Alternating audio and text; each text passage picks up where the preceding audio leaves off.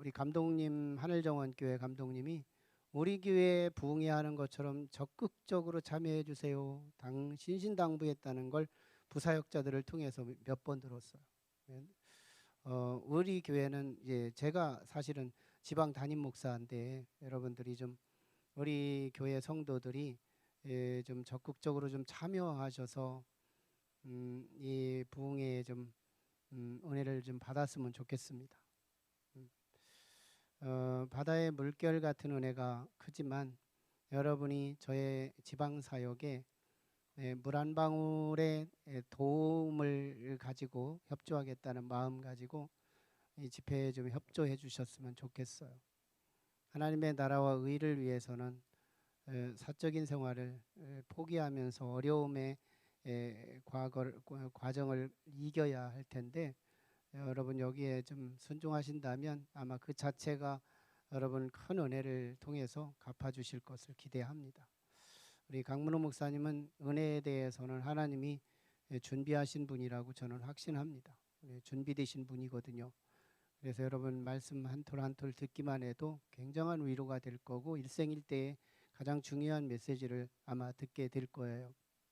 그리고 우리 개신교회 봉쇄 수도원을 직접 당신이 창설하시고 수대 생활을 하시면서 그 은혜를 퍼서 여러분에게 날라주실 것을 기대합니다.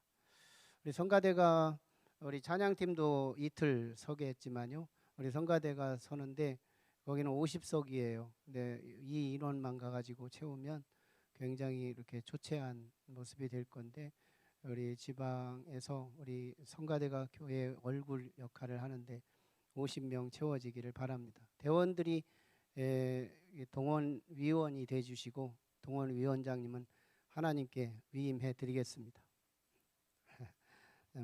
책임감 있게 그 자리를 좀 채우셔서 어떻게든지 강권해 가지고 그 자리 채우셔서 함께 찬양으로 영광 돌렸으면 좋겠어요.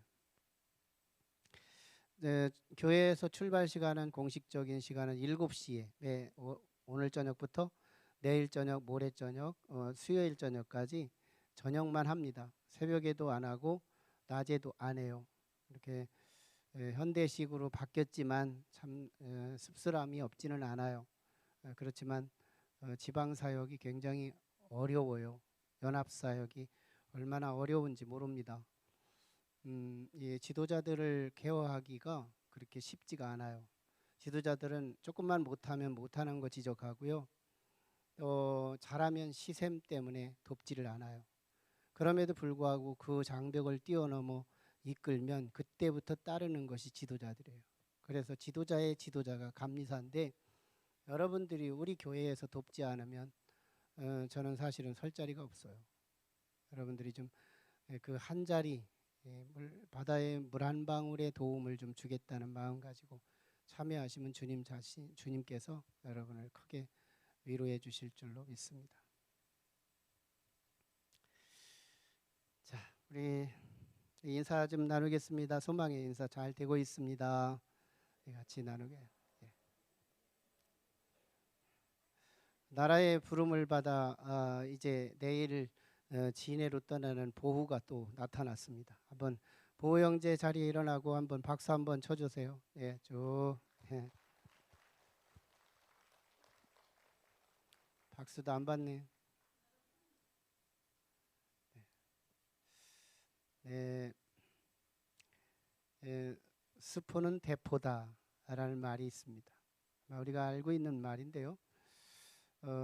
수능을 준비하는 사람들이 여러 가지 과목을 준비하다 보면 제일 어렵게 느껴지는 것이 수학이고 제일 많이 시간이 필요한 것이 수학이어서 수학 하나만 포기하고 암기 과목 달달 외워서 점수를 많이 하겠다 실제로 하지만 수포하는 순간부터 사실상 내가 원하는 대포가 이루어진다는 거. 저는 이 시체말 같은 이 용어에서 패러디해서 우리 신앙에 적용하고 싶은 한 명제는 기포는 신포다. 따라서 기포는 신포다. 네, 신앙생활하는 중에 참 쉬운 게 기도지만 사실은 제일 어려운 게 또 기도입니다. 내 속에 하나님과의 관계도 안 되는데 기도하라고 앉혀놓으면 그보다 어려운 게 없어요. 삽질하는 게 훨씬 더 쉽습니다. 근데 관계가 잘 되면 기도보다 쉬운 것도 없습니다. 그래서 이 신앙생활에 대략적으로 성도들에게서 신앙이 가장 어려운 게 뭐냐 하면 기도라고 손꼽아요. 그래서 어느 날 우리가 신앙생활을 하면서 기포가 우리의 공통적인 단계가 됩니다. 그런데 놀랍게도 기포의 단계는 하나의 명목상 그리스도인의 과정을 거친 후에 결정적으로 어려움을 당할 때 신포, 신앙의 포기까지 이루어진다는 사실입니다. 예수님께서 종말도 아닌데 종말다운 삶들이 펼쳐지는 그 당시의 삶, 로마의 황제들의 박해와 핍박들이 심해졌을 때 종말도 아니었잖아요. 근데 종말 같은 삶들이 펼쳐지고 있을 때 사랑하는 제자들이 방황할 것을 뻔히 알고 그들의 손에 무언가의 영적 무기를 줘야 되겠는데 칼 잡으라고 할 수 없고 총 잡으라고 할 수 없으니 제자들에게 갖춰야 할 영적인 무기는 역시 기도였어요. 그래서 제자들에게 너희는 기도를 항상 붙잡아라. 그리고 기도는 포기하지 말라. 이 말씀을 오늘 1절부터 주신 말씀이고 또 더불어서 불의한 재판장 비유를 통해서 기도에 대한 바른 태도를 가르치는 말씀이 오늘 본문입니다. 사실 오늘 본문의 이 맥은 예수님께서 갈릴리 사역과 예루살렘 사역 사이의 6개월의 텀, 유대 지역과 베리아 지역 사역의 6개월 기간이지만 6개월 기간 중에서도 최후 기간. 그래서 이제는 얼마 있다가 이제는 한두 이틀 지나고 나서는 예루살렘으로 들어가서 마지막 십자가의 순환을 당해야 하는 그 절대절명의 시간. 그때 제자들에게 종말 때나 신앙을 지켜야 할 만한 영적인 비수를 가르쳐주는 내용이 소개돼요. 그 종말론적 교훈들이 17장에서 쭉 소개가 됩니다. 그리고 나서 오늘 18장 1절로 18절까지 주어지는 내용이 기도에 대한 주제가 소개돼요. 영적 무기니까 기도의 주제. 그리고 오늘 본문은 불의한 재판관 이야기 비유를 통해서 이 기도에 대한 본질적 태도와 자세에 대해서 가르쳐주고 있습니다. 소위 오늘 본문을 불의한 재판장이라는 비유가 되는데요. 불의한 재판장은 하나님을 두려워하지 않고 그리고 사람을 무시하는 정말 무전유죄를 이끌어가는 그때 당시 타락한 재판장의 이야기를 통해서 기도의 비밀을 가르치는 내용인데요. 한 도시에 그런 재판장이 있었어요. 그런데 한 도시에 또 참 애처롭고 불쌍한 과부 하나가 있었으니 이 여성이 어떤 강자로부터 억울함을 당하게 됩니다. 그래서 본의 아니게 원수가 생겼고 그 원한을 가지고 이 불의한 재판관에 가서 자신의 애처로운 상황을 호소하고 탄원을 하기 시작하는 거예요. 한 번 가고 두 번 가고 세 번 가도 이 불의한 재판관은 돈이 없는 이 과부에게 들은 척도 하지 않아요. 아랑곳하지 않습니다.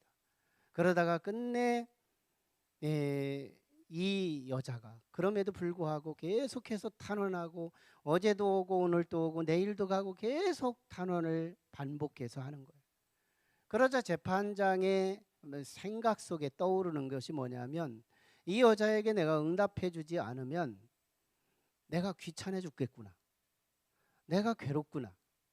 그러니 차라리 오늘 한번 들어주고 그러면 내일부터 안 찾아올 거니 분명히 내가 문제가 해결되지 않겠는가. 그래서 단박에 들어줬다는 얘기예요. 예수님은 이 비유를 통해서 뭘 말하느냐. 불의한 재판관, 하나님도 무서워하지 않고 사람도 무시하는 이 불성실한 재판관도 반복 그리고 끈기 있게 탄원과 호소를 하는 이 과부의 이 원한을 갚아주고 응답해 준 것처럼 하물며 선하신 하나님 아버지가 자녀의 그 기도를 들어주지 않겠느냐, 이런 교훈을 주시면서 한 가지 마지막 부분에 가서 8절에 씁쓸한 말 한마디를 끝내면서 오늘 비유가 마치는 거예요.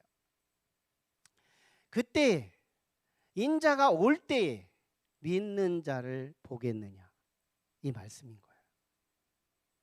네. 참 여기서 우리는 불의한 재판관 이 비유를 통해서 주님이 하시고 싶은 이야기가 뭐냐면, 이제는 예수님이 십자가에 순환당하시고 제자들도 그 순환에 영향력을 입어서 어려움을 당하게 될 텐데, 영적인 무기인 기도는 붙잡아야 한다. 기도를 붙잡아라. 항상 기도하고 있어라. 그리고 어떤 상황이 돼도 기도만큼은 포기하지 말라. 이런 얘기를 가르쳐 주고 있는데요. 자, 여기서 예수님이 이제는 바로 예루살렘에 들어가자마자 십자가에 순환당하고 제자들은 그 환란 속에서 이제 겁먹고 골방으로 숨고 여기저기 숨어 들어갈 때 예수님이 숨지만 말고 기도 붙잡고 기도하라, 간절히 기도하라, 기도 포기하지 말라, 이렇게 가르쳤던 이야기예요. 그러나 주께서 마지막에 8절에서 인자가 올 때에 믿는 자를 보겠느냐, 이 메시지의 의미가 이중적이에요. 예수님이 일단 죽어요. 십자가에 순환당합니다. 그리고 부활하셔서 예수님의 제자들에게 나타나요. 인자가 올 때 믿는 자를 보겠느냐. 제자들이 믿음을 가지고 주님을 기다리는 게 아니라 두렵고 떠는 모습으로 숨어서 기다리던 제자들, 이 모습을 주님은 미리 알고 씁쓸한 여운을 제자들에게 보여주고 있는 거예요. 이중적이라 그랬어요. 예수님이 다시 오실 때, 재림 때 3대 7중재앙이 일어납니다. 역사의 끝자락에서 어마어마한 환란이 일어나는 이유는 성도를 찾기 위함이에요. 성도들이요, 배부르고 등 땄을 때는 하나님 없이 산다고 믿음을 안 보여요. 근데 조금만 힘들어 보면요, 성도들이 하나님 찾기 시작합니다. 그 섭리 때문에 하나님은 역사의 끝자락에 환란을 주신다는 거예요. 성도들을 이삭죽게 하기 위해서. 그런데 그때에 너무너무 환란이 커서 처음에는 다 기도를 시작하겠지만 조금 멀지 않아서 사람들은 다 기도를 팽개칠 텐데 그때 기도하는 사람을 보겠느냐, 이 메시지인 거예요. 주님은 벌써 알고 그들이 마지막까지 믿음으로 기도하는 사람 찾기 어려울 거라는 것을 말씀하고 있는 겁니다. 문제는요, 사람들이 왜 기도를 그치느냐는 거예요. 왜 기도를 하다 말고 빈도를 줄이고 왜 기도의 매력을 못 느끼고 기도를 그치느냐, 그 원인이 뭐냐. 사단이 주는 생각 한 핀 때문에 그래요. 사단이 우리의 생각을 치고 들어오는 한 원인 때문에 그런 거예요. 사단이 우리를 치고 들어오는 생각이 뭐냐, 기도해도 소용없다, 기도는 응답이 없다, 기도는 해봤자 소용없다, 이걸 내 수준에서 결론 보기 때문인 거예요. 기도해서 소용없다. 사단이 이 생각을 우리에게 딱 주면 우리는요, 그때부터 이상하게 기도부터 포기합니다. 근데 기도 포기한 사람은요, 그렇게 가다가 명목상의 그리스도인의 생활을 하다가 결정적인 환란에 한번 큰 것이 닥치면 신앙까지 내려놓는 것이 그의 운명이에요. 예수님 그걸 주시하고 있는 거예요. 이걸 주님께서 걱정하고 계신 거예요. 성경에서도요, 기도 응답이 없는 조건 3가지를 얘기합니다. 마태복음에서 예수님이 설명하시면서 기도 없는 조건 하나, 믿음이 없기 때문입니다. 믿지 않고 기도하는 기도가 있대요. 남들이 기도하니까 기도하는 거예요. 모양만 갖춘 기도예요. 그런 기도 응답이 없다는 거예요. 또 하나는 의심하는 기도래요. 야고보서에서 말씀하는 거예요. 의심하는 그 기도 응답이 없다는 거예요. 왜 의심하느냐? 의심하는 기도가 있대요. 3번째는 욕망의 기도래요. 야고보서에 같은 말씀이지만 욕망의 기도. 뭔가를 그걸 가지고 죄를 짓고 그거 가지고 육신의 쾌락만을 위해서 하나님 앞에 간구해서 그거 주면 그때부터 믿음 버리는 거예요. 욕망의 기도. 하나님께서 이런 모습을 알기에 하나님이 응답해 주시지 않는데요. 그러고 보면 우리는 이 세 가지 보면 기도할 게 없어져요. 사실은 우리가 기도하는 내용들을 보면 그 속에 나의 욕망이 들어있고 나의 욕심이 다 끼어 있거든. 조금 거룩한 척하고 하나님의 나라와 의를 위해 기도한다는 것도 포장만 벗기고 보면 욕망이 있고 욕심이 있고 사적이고 개인적이에요. 알고 보면 하나님의 말씀에서 금기한 기도의 영역을 보면 우리는 기도할 것이 없어요. 한 교회의 청년부가 기도를 했대요. 기도를 시작을 했는데 이 한 전도사, 부임한 전도사님이 기도를 시켜놓고 기도 소리를 딱 들리는데 한 여성이 이렇게 기도하더래요. 하나님 아버지, 나 멋있는 남자 만나서 결혼할 수 있도록 하나님 도와주세요. 그렇게 기도하더래요. 그런데 다른 사람도 보니까 역시 개인적인 기도, 욕망의 기도를 하고 있더래요. 그래서 1라운드 기도 끝나고 두 번째 기도를 시작할 때 이번에는 좀 남들을 좀 위해서 기도합시다. 중보기도 좀 합시다. 하나님의 나라와 의를 위해서 좀 기도합시다 하고 기도하기 주여 삼창하고 기도를 시작하는데 다시 한 여성에게 들려오는 그 기도의 소리는 무슨 기도냐면 하나님 아버지, 우리 아버지에게 멋있는 사윗감을 만나게 하여 주옵소서. 하나님 그는 포장만 벗기고 나면 여전히 그 기도가 그 기도예요. 우리의 기도의 수준이 그 정도래요. 우리의 기도는 여전히 사적이고 여전히 욕망적이고 여전히 하나님의 영광의 포장만 입혔을 뿐이지 개인적이고 사적이더라는 거예요. 자, 과연 오늘 본문은 하나님의 나라와 의를 위해 기도하라고 한 것일까? 한번 보는 거예요. 적어도 오늘 본문은요, 하나님의 나라와 의 따위는 따지지도 않아요. 그리고 무조건 끈질긴 기도만 요청하고 있다는 사실이에요. 오늘 말씀이에요. 강해 설교는 본문에 충성하는 거예요. 다른 본문이 어떻게 말하는지 모르지만, 자, 오늘 본문의 말씀을 쭉 보면 이상하게요, 나의 뜻과 하나님의 뜻 따위는 구별을 하지 않아요. 그냥 끈질긴 기도만 요청하고 있어요. 알고 보면요, 우리 집에서 내 사랑하는 아들이 오늘 학교 가면서 아빠, 오늘 천안문 가서, 천안문 사장이 없네. 아, 참 왜 그러는지 모르겠어. 새벽 기도는 나오면서 천안문 가서 우리 짜장면 파티하자. 그러고 학교 갔어요. 아빠가 출근했어. 아들의 사랑하는 아들이 저녁에 짜장면 파티하자고 얘기를 들려줬는데 이 소리가 직장 생활하는데 직장에서 계속 생각나는 거예요. 그래, 내가 아무리 바빠도 오늘은 시간 내서 우리 가족과 함께 천안문 가서 짜장면 먹으리라. 그때부터 누구 뜻이 돼요? 아들의 뜻은 아버지의 뜻이 되는 거예요. 저는 하나님을, 나보다 나를 더 사랑하는 분이 하나님이라고 믿어요. 하나님은 나를 나보다 더 사랑하시는 분이다. 우리 아버지가 나를 사랑하는 것보다 더 위에 있다. 그런 분이 나의 욕망이라는 이유로 내 뜻을 간과하실 분이 아니라고 봐요. 오직 하나님의 뜻 아니면 이런 하나님, 냉정하신 그런 분이 아니다. 때로는 하나님의 그 뜻은 나의 욕망도 포함된다. 나의 욕구도 포함된다. 나의 요구도 포함된다. 이 사실을 우리는 오늘 본문에서 찾아볼 수 있다는 거예요. 과부의 탄원은 실제는 하나님의 뜻 따위는 분간할 겨를도 없어요.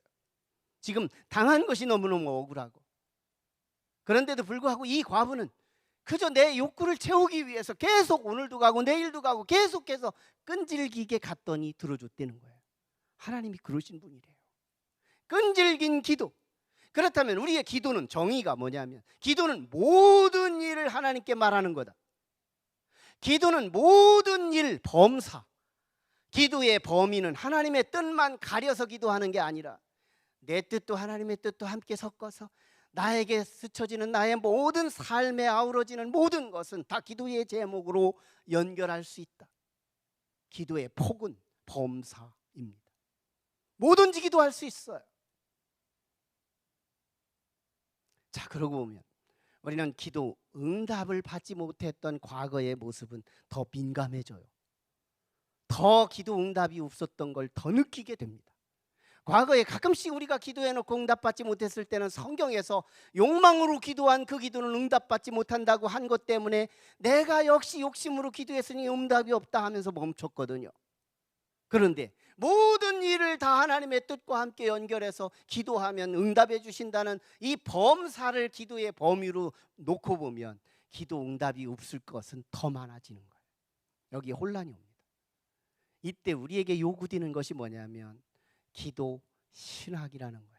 저는 가끔씩 우리 기도를 티칭하고 기도의 훈련을 할 때마다 우리 성도들에게 기도 신학을 구축하라, 기도 신학이 있어야 한다, 이렇게 말씀을 교훈하는 이유는요, 여러분, 신학이라는 건 책상 위에서 하나의 책을 만들기 위해서 나누는 어느 신학자의 신학이 아니라 사람이 일을 반복하고 반복하다 보면 그 분야의 원리와 그 학문이 생길 수 있고 철학이 될 수 있는데, 그게 바로 기도 신학이라는 거예요.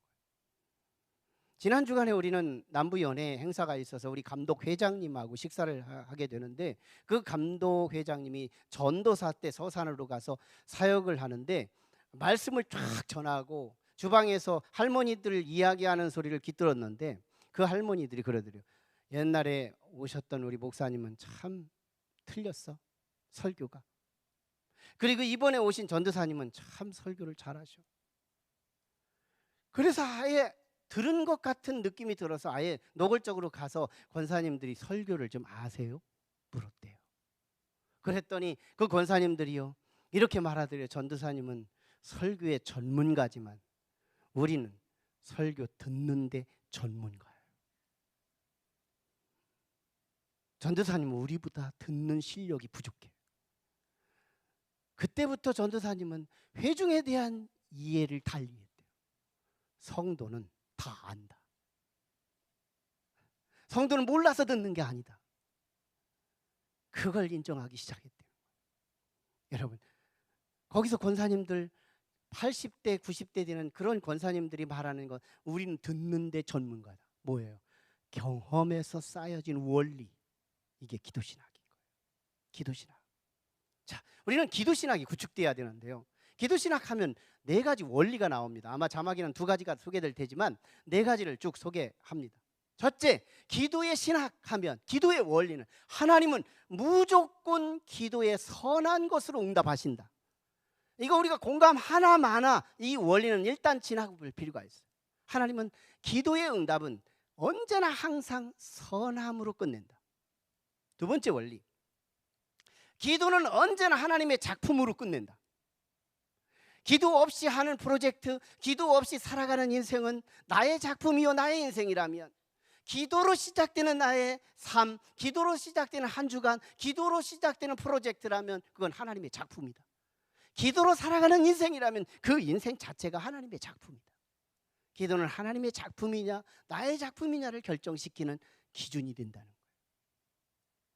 기도 신학의 또 세 번째 원리는 기도는 하나님께 속한 자의 몫이다. 기도는 하나님께 속한 자의 몫이다. 요한복음 15장에 보면 예수님께서 포도나무 비유를 설명하시면서 나는 포도나무에 너희는 가지니 끝까지 나에게 붙어 있으면 너희는 많은 열매를 맺을 것이다 하면서 7절에서 뭐라고 말씀하느냐면, 너희는 내 안에 거하고 나는 너희 안에 거하면 무엇이든지 원하는 대로 구하라. 그리하면 모든 것이 이루어지리라. 무슨 말이에요? 소속은 기도 응답이래요. 전 기도의 소속이 너무너무 중요하다. 기도의 소속이 한번 하나님께 되면 하나님 자체가 첫 번째 응답이에요. 하나님이 내 기도를 듣고 계시다는 이 자체가 응답인 거예요. 나의 모든 환경이 바뀌기 전에 하나님 당신이 응답인 거예요. 내가 아버지와 소통이 된다면 아버지는 나의 이미 소통의 열매예요. 우리는 아버지에게서 따내려고 하지만 아버지 몸뚱이 전체가 될 거예요. 아버지하고 나하고 소통이 된다. 이거 엄청난 축복인 거예요. 하나님께 소속된다는 거. 함께 하나님께 소속이 한번 되면요, 하나님과 대화하는 자체가 즐거움이에요. 영적인 희락이에요. 여러분, 오늘 우리는 하나님께 소속된 자로서 이런 사람에게 기도를 못하게 하는 건 지옥 같고요, 이런 사람에게 기도는 유희와도 같은 것이 되는 거예요. 우리는 기도를 늘릴 필요가 있어요. 원데이를 하는 목적은 투데이를 목표하기 위해서고, 투데이를 하는 목적은 에브리데이를 목표하기 위함이지, 원데이는 원데이로가 아니라 에브리데이가 원데이로 떨어지라고 하는 것이 아니라 우리는 계속해서 하기를 원하는 거예요. 소속된 자는 계속할 수밖에 없습니다. 소속되면요 무조건 주관적이에요. 함석헌 선생이 역사는 주관이 진리다, 객관이 진리는 절대 아니다. 마귀도 주관이에요. 하나님도 주관이에요. 네가 감히 내 하나님의 종을 감히 정죄하느냐? 네가 무엇이기에 내 사람을 정죄하느냐? 하나님은 주관이에요. 여러분, 하나님께 속한 자는 하나님이 주관적으로 우리를 편들어 주시는 거예요. 내 사랑하는 이 아이에게 잘못되는 건 하나님의 불행이요, 내 아들이 잘 되는 것은 나의 행복인 거예요. 마지막에는 간절성이에요. 절박함이에요. 여러분, 저는 이 기도를 통해서 우리가 기도해서 줘도 괜찮고 안 줘도 괜찮은 것은 흘려보내면 되는 거예요. 하나님 오늘 이런 거 합니다. 하나님 오늘 이런 일 합니다. 하나님 이런 일 합니다. 이렇게 그냥 흘려보내면 되는 거예요. 하나님께 보고하는 거예요. 하나님은 아버지시니까 자녀의 도리를 하는 거예요. 흘려보내는 거예요. 그러나 기도 응답을 꼭 받아야 될 것이 있다면 절박하라. 절박하라. 절대적으로 절박하라. 간절하라. 성경에 간절한 기도를 얼마나 요청하고 있는지 몰라요. 간절한 기도. 하나님은 간절한 기도를 응답해 주신다고 약속하는 것이 너무 많아요. 간절함. 이건 경험에서 얻을 수 있는 거예요. 테이블에서 만들어낼 수 있는 원리가 아니에요. 여러분, 신학적 원리 4가지를 구축한 다음에 이제는 마지막 기도의 응답의 유형 3가지, 우리가 이미 익숙히 알고 있는 방식이지만 이 응답의 유형 3가지를 확실히 우리가 점유할 수 있다면 하나님의 기도는 모든 것이 응답을 겨냥하고 있다는 거예요. 첫째는 예스형입니다. 내가 떡을 구했더니 하나님이 떡 갖다 주시는 거예요. 하나님이 떡이 생기게 하는 거예요. 내가 생선을 구했더니 뱀을 주는 분이 아니고 생선이 생기는 거예요. 이거요, 하나님께서 A를 구하니 A를 주시는 거, 이건 예스형 응답이에요. 얼마든지 많은지 몰라요. 우리 어린아이를 키웠을 때 아이가 무슨 과자를 먹고 싶다 했더니 그날 과자가 그 이름 그대로 그 과자가 저녁에 할머니가 가지고 와요. 예스형입니다. 이거 얼마나 재미있는지 몰라요. 그러나 애석하게도 또 한 가지 유형이 있으니 그게 노형이에요. 하나님께서 노형, 내가 이걸 구했는데 이걸 주시지 않아요. 이건 단계적으로 2단계를 거칠 수 있어요. 하나님의 노형의 응답은 무엇이냐? 내가 약을 구했더니 하나님은 나를 아예 낫게 해주시는 거예요. 약은 안 주시고 낫게 해주세요. 내가 떡을 구했더니 하나님은 돈을 주시는 거예요. 여러분, 돈 속에 떡이 있어요. 낫는 것 속에 약이 들어있어요. 하나님이 노하셨지만 사실은 다른 거 주셨는데 그때 우리는 약 안 주셨다고, 그때 우리는 떡 안 주셨다고, 기도 응답이 없다고 우리는 기도 응답의 부재감을 느낄 때가 있습니다. 이거 속은 거예요. 하나님의 이 노형을 판단할 수 있다면 우리는 얼마나 지혜가 생기고 하나님께서 그때그때마다 나의 기도를 응답해 주시는 민첩함을 깨달을 수 있어요. 노형의 적극성이 뭐냐면 내가 무엇을 구했는데 도무지 응답이 없는 거예요. 1년을 구하고 2년을 구해도 응답이 없어요. 아예 또 그래서 나도 기도를 포기해버리고 맙니다. 왜? 그리고 기도는 소용없다고 판결해요. 어떤 분이 우리 땅을 팔게 해달라고 몇 년을 기도했습니다. 안 들어주시는 거예요. 몇 년을 기도해도 안 들어주시는 거예요. 그런데요, 그 땅이 나중에 역세권으로 바꿔지면서 부지기수로 땅값이 올라가는데 갑자기 갑부가 됐다는 간증이 있어요. 여러분, 하나님의 노예 응답이 얼마나 위대하고 얼마나 매력스러운 응답인지 몰라요. 우리는 그때 응답이 없다고 단정하면서 기도를 내려놓을 때가 많지만 실제로 기도 응답을 받는 사람들을 보면 하나님의 노예 자유권, 하나님께서 내 기도에 응답을 하지 않을 자유권을 열어놓고 시험 들지 않는다면 우리는 더 큰 축복이 기다리고 있다는 것을 깨달을 수 있다는 거예요. 하나님께서요, 노해놓고 뭘 보시는지 알아요? 태도를 봅니다. 믿음이 식나, 기도를 다시는 하지 않나, 그때 믿음을 보여야 하는 거예요. 하나님은 전지하세요. 그래서 우리가 시험 들 것도 이미 알고 계신 거예요. 그래서 하나님의 노때가 우리가 긴장할 때요, 하나님의 노때가 하나님의 시험의 때요, 거기에 합격하기 위해서 하나님으로부터 응답받지 않았을 때 우리는 더 기도하는 태도를 보일 필요가 있다는 거예요. 마지막에는 웨이트입니다. 하나님께서 내가 기도했더니 나의 때에 응답이 없는 거예요. 이때 우리는 응답이 없다고, 기도는 소용없다고 판결 내리고 우리는 단정하고 말 때가 많아요. 그런데 하나님은 하나님의 때, 그때에 응답해 주신다고 약속을 하는 거예요. 오늘 이 교회는 하나님의 웨이트형으로 만들어진 교회입니다. 놀랍게도 우리는 2008년도부터 4년 동안 교회 부지를 놓고 기도했어요. 종보기도까지 했어요. 성도들과 함께 기도한 적도 있어요. 그러면서 4년 기도했어요. 개인 기도, 부부 기도, 우리 소그룹 기도, 우리 전체 기도 하면서 4년 기도했습니다. 그런데 우리가 가지고 있었던 첫째 105평을 이미 사수해 놨고, 그리고 그 뒤에 필지 이제는 100평만 더 사면 205평 정도 되는데, 거기에서 120평 우리 건축을 할 수 있고, 그 안에 한 60평 정도 교회 내부를 만들 수 있었어요. 그걸 놓고 4년 기도했습니다. 응답이 없었어요. 그때 살짝 저에게 찾아온 사단이 저를 꼬드기는 생각은, 기도도 소용없구나. 그러나 성도한테는 말하지 않았습니다. 기도 소용없다고 하면 나는 모순에 빠지는 거예요. 그래서 나는 꾹꾹 참고, 목사라고 하는 억지가 사춘보다 나은 결과를 얻게 합니다. 목사니까 어떻게 해요? 또 기도해야지. 그래서 기도하는 거예요.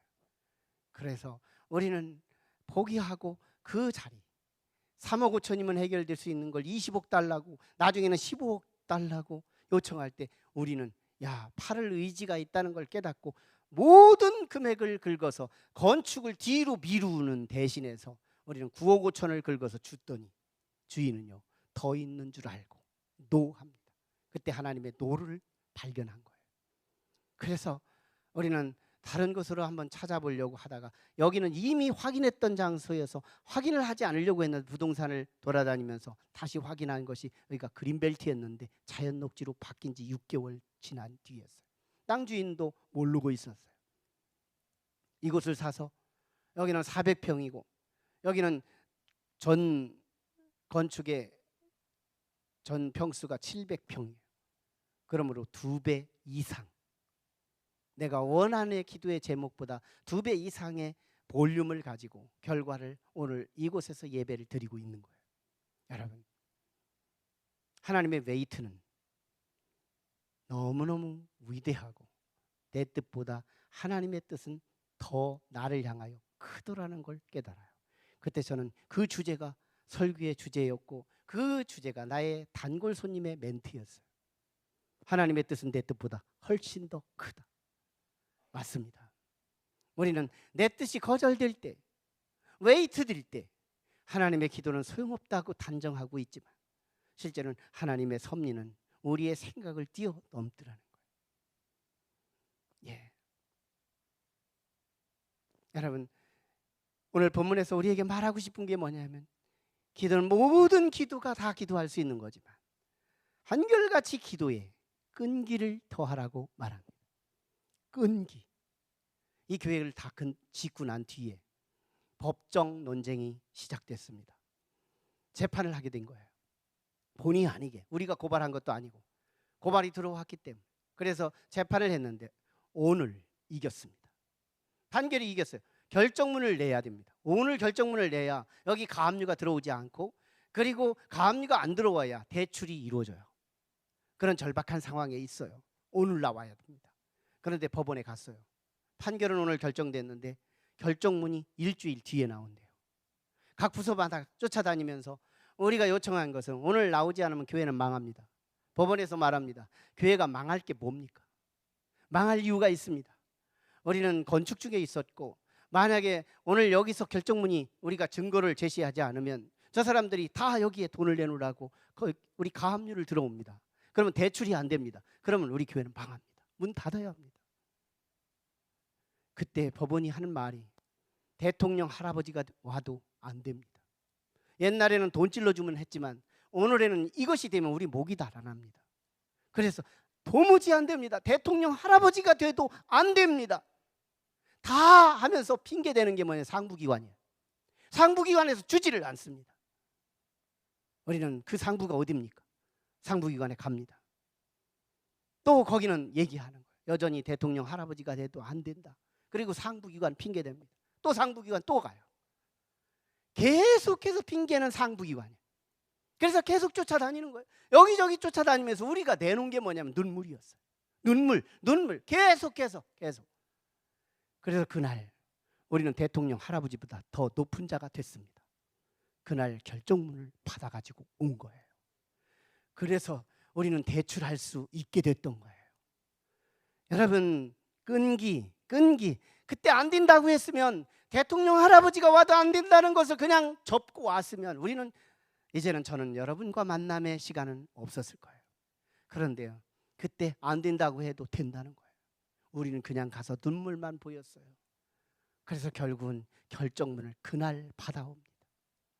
오늘의 판사도 움직일 수 있고 오늘의 법원도 움직일 수 있는 이유는 다 안 된다고 하고 대통령 할아버지가 돼도 안 된다고 하는 그 엄청난 소리를 들어가면서도 요청할 거기에 응답이라는 게 오늘의 시대에도 있더라는 거예요. 여러분, 우리 주님이 하시고 싶은 말씀이 있어요. 기도는 항상 하라. 다른 건 다 포기해도 기도는 포기하지 말라. 그건 영적인 무기이기 때문에. 여러분, 누가복음의 믿음이 뭔지 알아요? 믿음이 누가복음식으로 무엇이 믿음인 줄 알아요? 끈기 있는 기도예요. 지난 시간에 우리는 누가가 교회의 용어로 믿음이 구원의 조건이라면 생활 용어로 지갑이 믿음의 조건이라고 말 나눈 것처럼 오늘 실제로 누가 기자의 계속된 그 렌즈를 가지고 보면 오늘 말씀에 끈기 있는 기도는 그게 믿음이래요. 오늘 8절 말씀에 인자가 올 때에 믿는 자를 보겠느냐, 이 말씀을 적용해서 실제 단어로 환원시키면 무슨 말인지 알아요? 인자가 올 때에 끝까지 참고 기도하는 자를 보겠느냐. 끈기 있는 기도는 곧 믿음이요, 믿음은 끈기 있는 기도래요. 오늘 우리에게 주시는 주님의 메시지, 마귀는요, 우리에게 믿음을 포기하라는 말 대신에 기도를 포기하라고 요청합니다. 그리고 기도 없는 성경 공부를 돕고 기도 없는 봉사를 돕고 기도 없는 사역을 돕는 것이 마귀. 그러나 마귀는 기도하는 사람을 가장 두려워해요. 기도하는 사람은 영적인 무기이기 때문에, 영적인 검이기 때문에, 영적인 총이기 때문에 기도는 마귀가 가장 싫어하는 거예요. 마귀가 가장 좋아하는 기도라면, 기도를 포기하는 거라면 마귀가 가장 싫어하는 것은 기도하는 거래요. 여러분, 신앙에 기도를 이어야 해요. 기도 없는 신앙은 사실은 명목상이에요. 기도의 믿음에 기도를 잇고 기도의 끈기를 이어야 해요. 이 소리 하나만 심으면 됩니다. 신앙엔 기도는 끈기를, 신앙의 기도를, 기도의 끈기를, 이거 하나만 가슴에 심고 명심하여 우리 신앙생활에 적용할 수 있다면 여러분에게는 평생 하나님의 응답을 누리며 끝까지 승리할 줄로 믿습니다. 기도하시죠. 함께 같이 기도하실 때, 하나님, 오늘 우리가 말씀 묵상합니다. 기도, 신앙은 곧 기도요, 기도는 곧 신앙입니다.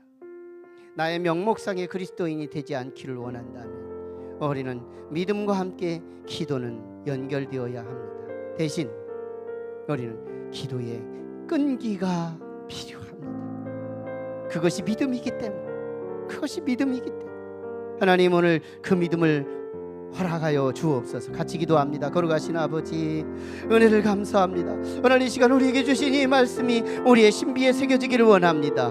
신앙에는 기도를, 기도에는 끈기를, 오늘도 우리의 마음속에 이것만 새길 수 있어서 이것이 적용될 수 있다면 우리는 이미 순종한 자요, 이것이 우리의 축복임을 믿습니다. 기도 신학을 가지고 어떤 상황 속에서도 끝까지 응답받는 우리의 기도에 끝까지 승리하는 모두가 되게 도와 주시옵소서. 예수님 이름으로 기도하옵나이다.